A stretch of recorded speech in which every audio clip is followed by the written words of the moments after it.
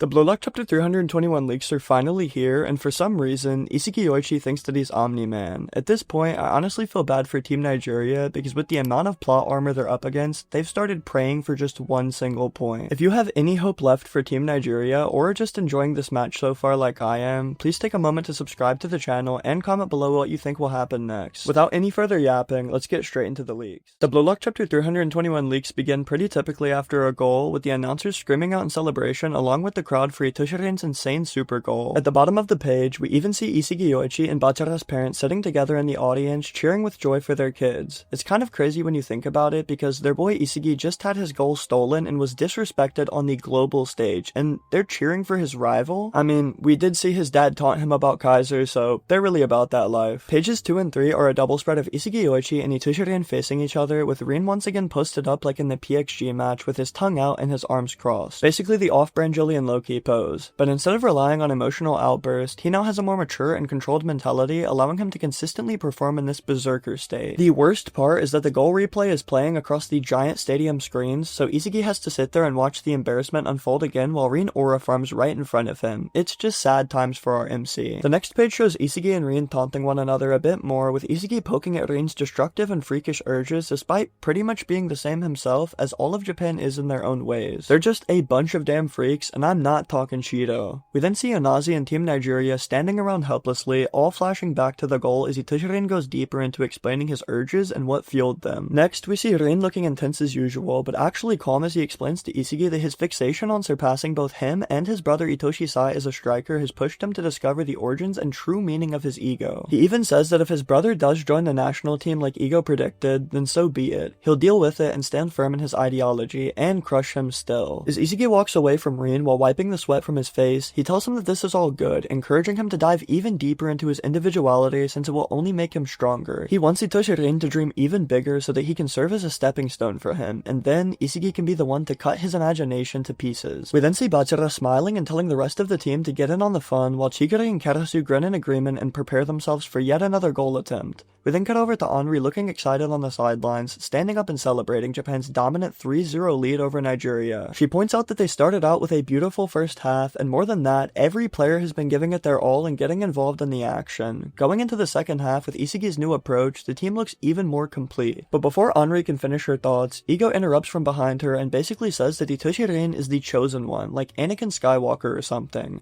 Thanks to Rin throwing away his fear of death, injury, or any physical limitations, Ego says Rin has met the requirements to become a hero, the striker with the perfect attributes and traits. The next page shows Ego sitting like a spoiled rich kid in his coach's chair, calmly explaining that there's more than one path to becoming a hero. It's not just about throwing your life away like Itoshirin. As players like Ryu, Nico, Oliver Aiku, and Hiyori are all shown, Ego explains that each of them have their own ambitions and talent to draw out. These unique paths to protagonism are what make Blue Lock so fascinating, and he tells Henri that this is the diversity of Ego and the real magic of the program. The clock then shows that 15 minutes have already passed in the second half, and Team Nigeria look completely worn out. They're stretching and panting, looking totally defeated, basically accepting that things are cooked here. It's absolutely hopeless for them against Blue Lock Japan, and even Kuso looks done. After 10 feats of analyzing the other team, doing nothing about it, finally getting the ball and losing it again, you really have to feel bad for the guy at this point. But surprisingly, instead of giving up, we see aura building up around the Nigerian players as Bello stands up and asks if they're also finding this kind of football fun. Aboa agrees, saying that this is his first time seeing a team so individualistic and committed to their own goals. The others start shouting in excitement, saying that even though it'll be tough for them to win from this point on, they still should try their best to not rely on Anazi and at least put one single point on the board. As we see Bello screaming out to his teammates with a big smile on his face, he exclaims that if they can just score one single point, things will start to change for them. I'm not entirely sure if he means this match specifically or their mindset in general, but either way, he seems to get the rest of the team fired up.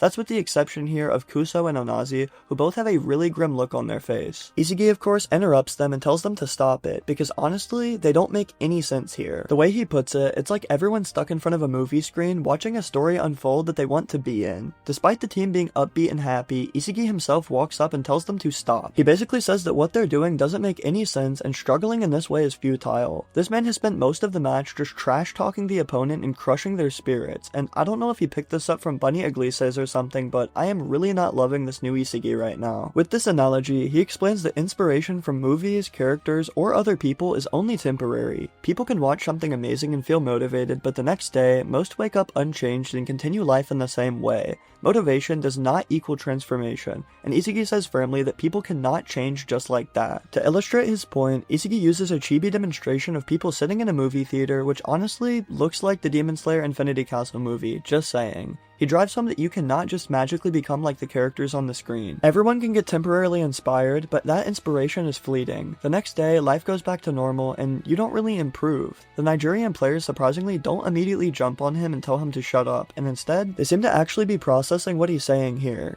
Isagi goes further, explaining that their main problem is thinking too much in terms of the team. They use words like we and us rather than I and me. By putting personal responsibility onto a shared group, they experience less stress and anxiety, which leads to less individual adaptation and growth. Essentially, they're hiding behind the team instead of taking the hit themselves. Then tapping on his head like a familiar scene, he tells them to think Nigeria. Think. He says that he constantly rips his brain apart and rebuilds it to fit his own situations and needs. He then questions and challenges them directly. Fighting against Blue Lock Japan, what do they actually feel? It's wild because Isagi is speaking almost like a father here, and the sheer ego for a man with 0 goals this match is kind of absurd. I mean, imagine if Lionel Messi just walked over to the other team's huddle mid-match and called them out like this. Even worse, imagine a player on the other team who has done absolutely nothing, or mostly nothing, calm down Isagi Glazers, walks over to you and tries to lecture you. I'm crashing out personally. Anyways, from behind him, Onazi speaks up, saying that they have many regrets that they want to fix now thanks to what's happening on this pitch. As he turns and sees Onazi genuinely enraged and unhappy for the first time, he admits that in this moment, he feels like they need to win against Blue Lock, but they just cannot.